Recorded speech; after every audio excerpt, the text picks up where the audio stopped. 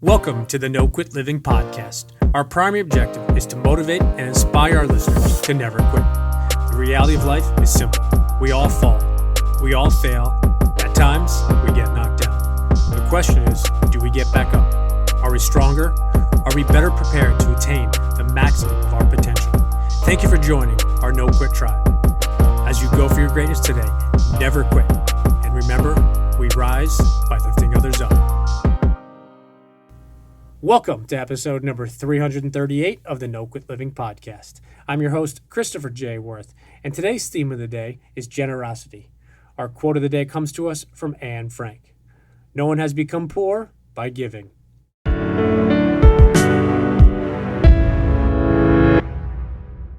If you are looking to pick up a quick and easy read that focuses on positivity, make sure you grab yourself a copy of The Positivity Tribe wherever books are sold. I want to thank my friend Kevin Eastman for making the introduction to today's guest.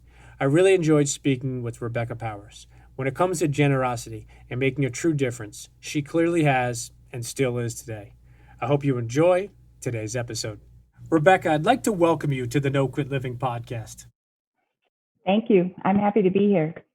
I appreciate it. The first question we ask everybody is, are you ready to positively impact at least one person today? Absolutely. Now, I was introduced to you by a good friend, Kevin Eastman, who wrote a fantastic book, by the way. So if you guys have not taken the time to read it, make sure you go ahead and grab a copy of that. And he shared a little bit about you, but I wanted to ask if you wouldn't mind sharing with our listeners your no-quit story, where at a time in your life you could have given up or given in, but you kept on going. It's more recent than in the past. 10 years ago, I started writing about the journey that I was taking. I had formed an organization in Austin, Texas, and I wanted to record that journey pretty much for my kids, stick it in a hope chest and let them read it when I'd passed away and go, oh, that's what my mom was all about. And I struggled for about a year and a half writing it, and I put it away and decided that I was not a writer. I didn't have what it took. A coach tried to help me, and we decided to part ways. And I'm typically not a negative person, but I said, okay, I'm not a writer. And through a series of wonderful coincidences, if you will, circumstances, I found that manuscript half written in September during COVID, and also happened to listen to a webinar, a woman who said, everybody has a story in them and you need to write it. And there is don't say you're going to write it later. Now is the time. And she was just, encouraging everybody on the webinar. So I thought, oh my gosh, I have this manuscript. I am gonna do it. And sure enough, it took till as a matter of fact, I just turned it in February. So I will have a book coming out in May. And I did quit, but then I came back to it and found out that I could do what I didn't think I could do. That's a fantastic story. And the last thing that you said is you found out that you could do it. Have to ask you a follow-up question to that is, for any listeners that have that half-written book or a third, or anybody that doesn't have a page or a sentence written, is there one thing or one piece of advice you could give them now, having completed your first book? Oh, that's a great question. I don't know about the getting started part, except I did learn that what you do is you sit down and you just write what's in your heart, and you don't edit yourself. And that works for a while. Then what happens is you look at it and you're like, oh, I don't know, I need to edit a lot of this. And the best advice I got was, done is better than perfect, because it never will be perfect. And that's what kept me going.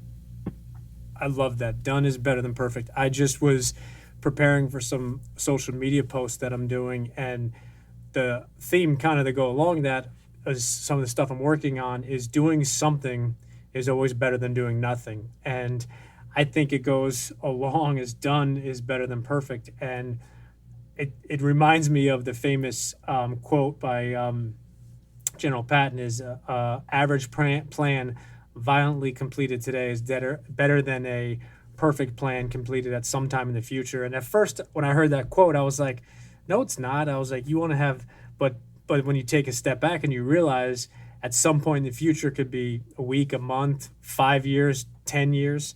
So kudos to you for going ahead and finishing that. Fun question we ask each guest is if you had to define yourself, but you could only pick one word, what word would you pick? Authentic. I say what I mean, speak my truth, and try to be as genuine and real as I can be. I think that is a trait that many people need to take in this day and age. And I will remove politics, but I think a lot of our politicians need to be more authentic than who they think they should be or need to be to get elected. Yeah, and I think when I think of authentic, I don't know that humility is necessarily its partner, but I'm not afraid to make mistakes and own them. And, it is just who I am. I love it, and I appreciate you touching on that.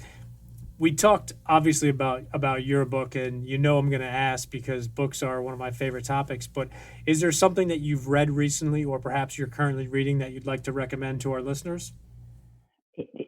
I read it fairly often. The Four Agreements is a favorite of mine because it reminds me, frankly, to be authentic. And it sits on my nightstand. I pick it up when I need some encouragement. I also, my favorite book is called The Soul of Money. And it fundamentally changed my relationship with money when I read it, talking about the difference between a scarcity mindset and a mindset of abundance. And after I read that book, I realized that I had the capacity to give back way more than I thought I ever could or would. And that's become a focus in my life. And it's a great read. So definitely have to follow up with that one. If you wouldn't mind just expanding on that in your words, that mindset of scarcity versus abundance, because it's something that I myself have been dissecting, and not just from the monetary perspective, but just in general. I think in this day and age of technology and social media, I think we compare ourselves to others way too often. And then I know for a fact, I'm guilty of myself, is not only do we compare ourselves, but we look at somebody else and their success and we say, well, if they had this success, then that means that it limits or reduces my potential. But I think when you flip that mind from scarcity or just enough to abundance, I think it changes. So if you wouldn't mind just touching on that, please. So here is I've memorized this from her book because I think it sums it up. When you stop trying to get more of what you don't really need, it frees up oceans of energy for you to make a difference with what you have. And when you make a difference with what you have, it expands. And when I read that, it made me realize that, I don't need the 17th designer purse. I don't need all these shoes I don't wear. I don't need a nicer house because all I'm trying to do is get more of what I already have. But if I stood back and said, there is enough for me to be happy and there is enough for me to share with others, there is always enough. It's just not always in the right hands. And from that standpoint, my husband and I have just, we are way more philanthropic than we had ever been. And she gave me the courage to be that. Now, First of all, that is awesome in so many ways. We could probably make an entire podcast episode about that. But the last thing you said, not that what you said prior to that was not important, but the last thing you said is about being philanthropic. It comes back to me, and we talk about this often on the show, is when you do for others, yes, it makes them feel good. Maybe that person needs something or couldn't have something on their own. So there's that component to it. But for me, I just look back in the last many years when I do something for somebody else, whether monetary or sweat equity, you end up or I end up feeling so much better as well. And I think that's the part where people miss as well is, okay, well, I'm going to help Rebecca out because of X, Y, or Z, and she'll be appreciative. But the underlying part to that is I end up feeling so much better as well. So I think people miss that often. And Chris, I think you've read my book because what I talk about in there, it's how women find their power in giving back. And the transformation is more so in the giver than it is in the recipient, just as you say. And the transformation that I've seen in my organization is that the more women give back, the more times they do it, they keep doing it more and they give in bigger amounts and realize that they have the capacity to give. They just didn't know how to do it well. And when they learned to connect their capacity with their ability to do it, everything expands. And they're the ones that are changed, which makes our community better. I was just about to say the other perspective to that is the compound effect. And I think so many people look at negative things, such as this last year and this pandemic we're still dealing with is this bad thing happens and another bad thing happens. And I know you've heard of, all bad things happen in threes, which to me, when one bad thing happens, why somebody would want to put out there, whether God, faith, religion, karma, well, something bad happens, so two other bad things are going to happen. I think it's the exact opposite. And to your point, when you do something for somebody else, yes, maybe I'm doing something nice for you, but the compound effect is you're going to do something for somebody else. That person's going to do something for somebody else. So maybe my one small act of kindness, compounded could impact 5, 10, 15 people. So I really think that is awesome. Have to ask you if you wouldn't mind just telling our listeners a little bit about the book, the title, and when they can get it. The title of the book is Trust Your Cape: How Women Find Their Power in Giving Back.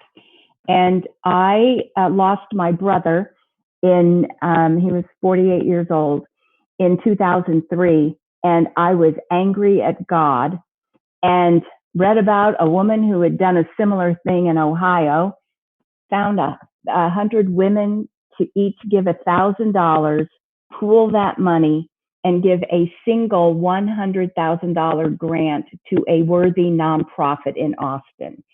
And we, as the members, would all get one vote and actually choose who the recipient was. It was participatory. I was an old IBM sales rep. I knew how to sell an idea. So we found 126 women, gave it to a nonprofit that dealt with kids aging out of foster care, and made a name for ourselves. And we number over 500. So every year we give close to $500,000 in grants in the community, all because we learned we had a voice. That is, I liked you before that, but now I just have but to your point, and going back to, I think it segues perfectly back to the compound perspective, is you yourself are not saying, okay, I'm going to take $500,000 or $100,000 out of my savings or retirement. I'm going to put one piece in, and then this person's going to put two pieces in. And then all of a sudden you compound that, you add it together. And for me, that's what we talk about all the time, is the power of positivity and the idea of we rise by lifting others up. I don't think people understand the power that we have. If you do one thing for somebody else, it's going to get paid back tenfold. But all of a sudden, then when people do it together, that one thing turns into five, turns into 10. And in your case, $1,000 turns into $500,000. And I don't care what part of the country, world you live in, that's a serious impact. Well, and I think, so I'll tell you what the significance of all of that is, that so many of us that participated early on, we never put a penny in our community. But the idea that if we could put 1,000 together with her 1,000 and her 1,000, we all claim all the money because we all give the same amount. So it's like, it's still my 500,000, even though I only gave 1,000. And what's happened is we've become very educated about the community. We know where the needs are. And we've been called an army of influence of women who are ordinary. Nobody knows us, but we make a difference. And we've put over $7 million to work in Austin since 2003, which is incredible. From the standpoint of when I started Impact Austin, I was doing it once to heal the hole in my heart from my brother's death, and it just expanded, which is cool. Just to go back to what you shared, I'm not sure if our listeners fully got that, but over $7 million, and it's the power of something we talk about is stronger together. It's not about one person doing 7 million things. It's about one person being a part of that 7 million. So maybe a follow-up question to you, but for anybody that's listening right now, and maybe they have that idea or that fundraiser or that concept that is going to impact their community or their school or their church or their synagogue, but they have that doubt or that fear that's sitting out there, well, I can't do it, and maybe it's too hard. Do you have maybe a piece of advice or suggestion of having done what you've done? And obviously, I think for most people, it's the start that gets most people. It's funny that you ask that. So part of the reason that book is called Trust Your Kate is I had no idea what I was doing. I just liked the idea and believed that I could make it work. And what I did was I told everybody I knew about this idea. And I'm like, am I crazy? Tell me, before I jump off the cliff, what do you think about it? And as I shared, I didn't care what their response was. But there were 5 other women who helped me build the organization because they thought it was such a cool idea. So what I learned was when I believe in something, I evangelize it. And that just means telling everybody That's what helped us. And I didn't care about the response because the no meant I needed to move on to the next person. But we found them. That is awesome. That is a fantastic story. So I know you've listened to a couple episodes, and I'm sure you're familiar with the quote by Jim Rohn, you are the average of the 5 people you spend the most time with. If I could grant you dinner with any 5 people and you could level up with them, dead or alive, who would you pick? I would pick my high school Latin teacher because he taught me more about life than anybody. I would pick my brother Peter because we never got to say everything we wanted to say to each other. Vince Lombardi, imagine that.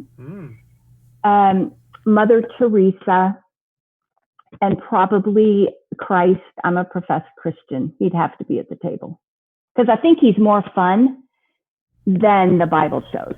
Oh, he's definitely way more fun than the Bible shows. And I think if he was around in this crazy day and age of social media, I think he'd have, for obvious reasons, the biggest following. But I think he'd just have some really fun content, but also some of those posts where you're like, holy cow, I'm going to ponder this for about 10 hours.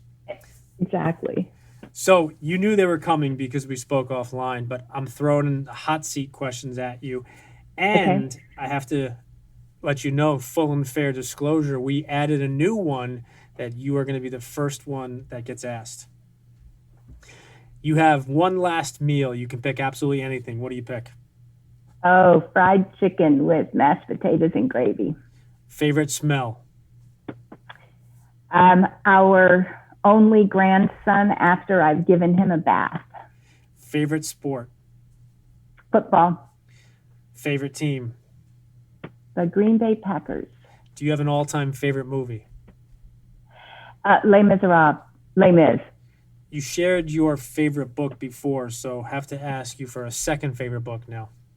A Prologue to Love by Taylor Caldwell. Do you have a favorite author? I wouldn't, well, Taylor Caldwell is, I've read some, yes. She writes fiction. She's been dead a while, but yes.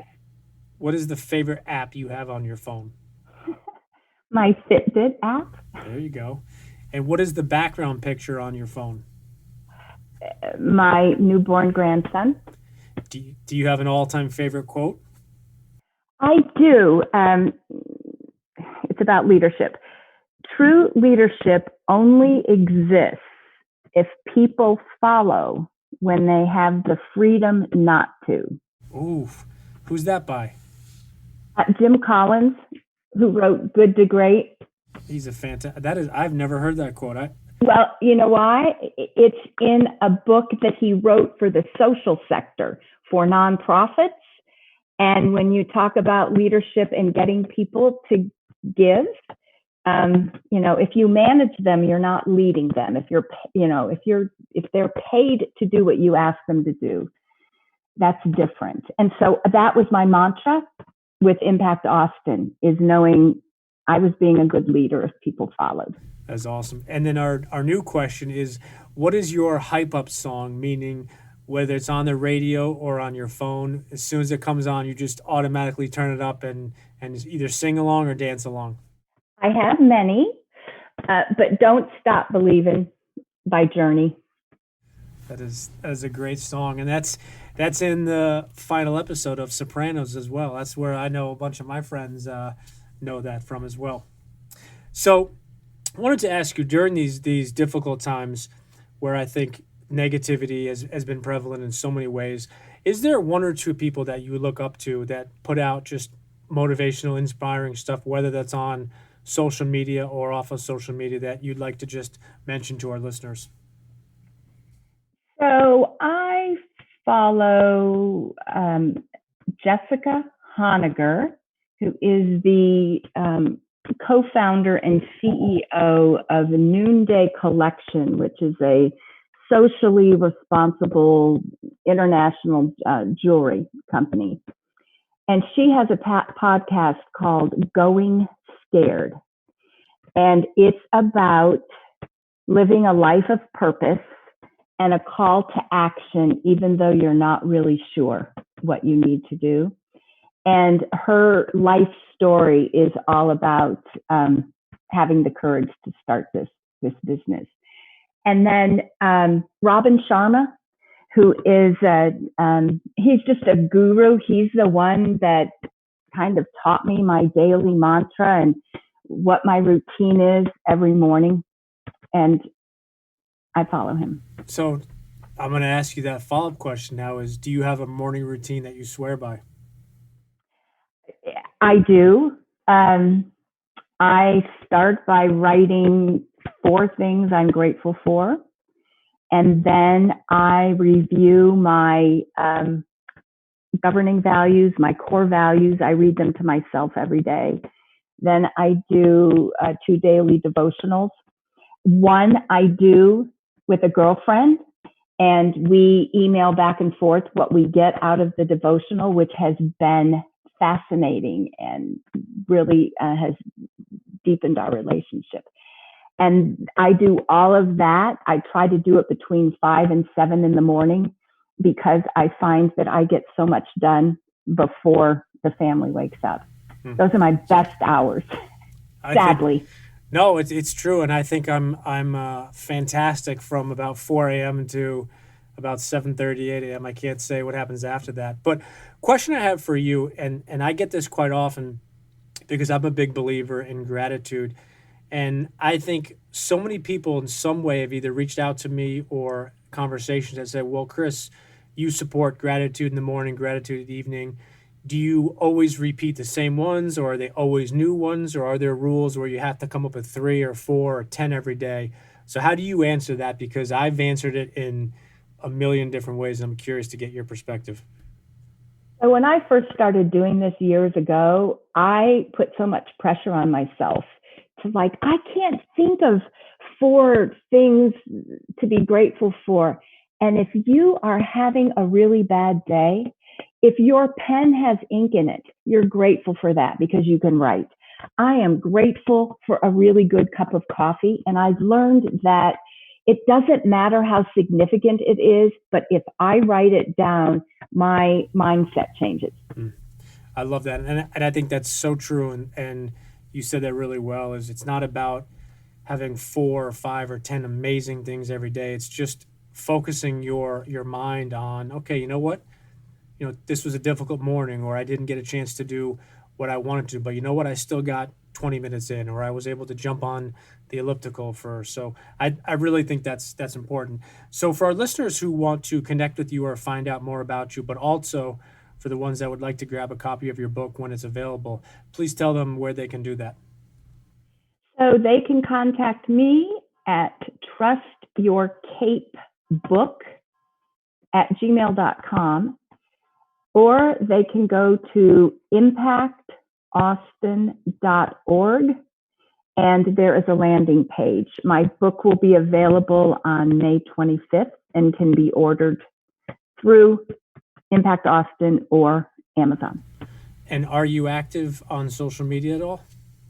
I am active on Instagram and Facebook. And what are your... Trust Your Cape Book. I love it. And last question I have for you is the same question we ask everybody, is if you have some parting words you'd like to leave with our listeners today. I think what helps me, I think it's really important to stay curious. Always have an attitude of learning. And the more curious I am, the more fun life is. I think that's a perfect way to end today's episode. And I just have to say a very special thank you to you for your time. And I definitely recommend our listeners to check out your book when it comes out the end of May. So thank you again. And I know that you and I will connect again soon. Thank you so much, Chris.